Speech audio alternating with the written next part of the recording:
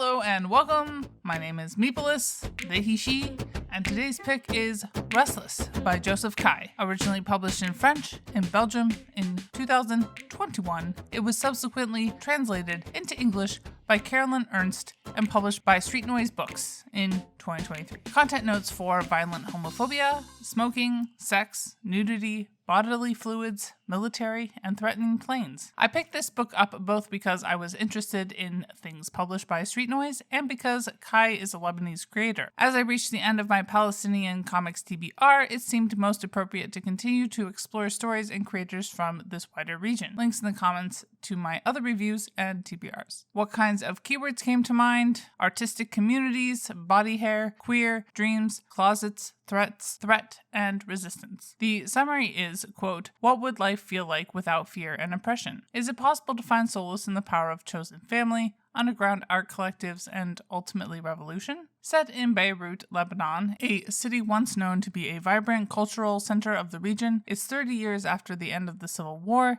and a few months before the disastrous explosion of August 2020. Samar, a young queer comic book artist, wanders between anguished dreams, childhood memories, romantic experiences, and Beirut's alternative communities. This abstract autobiographical story tells of the author's anxiety over living in a complex city of changing colors and moods. Three powerful themes, art, sex, and political uprising, are interwoven in a compelling narrative and an otherworldly color palette. End quote. Which is actually an A+ summary for once. Looking at the author-artist behind this volume, we have Joseph Kai, a Lebanese creator who now lives in Paris. This is Joseph's debut graphic novel, although Joseph has also published shorter works, participated in festivals and exhibitions, and has also filled the role of editor-in-chief for several publications. So still very busy, apparently. Looking first to the art, I think Joseph does a lot of interesting things visually.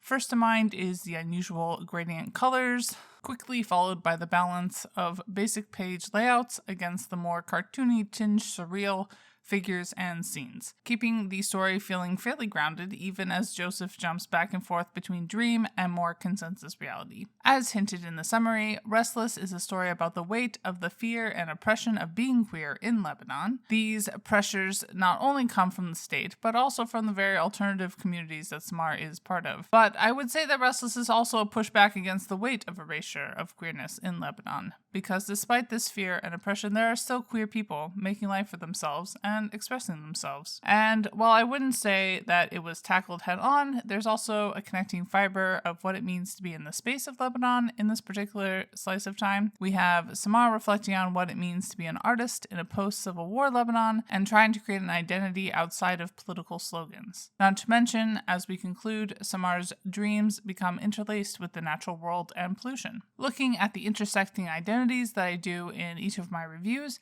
gender and sexuality were explored in a number of not cis or hetero ways, not only through Saman's experience, but also through a central performance by a trans dancer. A fairly tightly focused story, race, disability, and class felt largely unexplored, although, as I said, place played a bigger role than I expected and is perhaps something I should think about adding as a bullet point in these reviews going forward.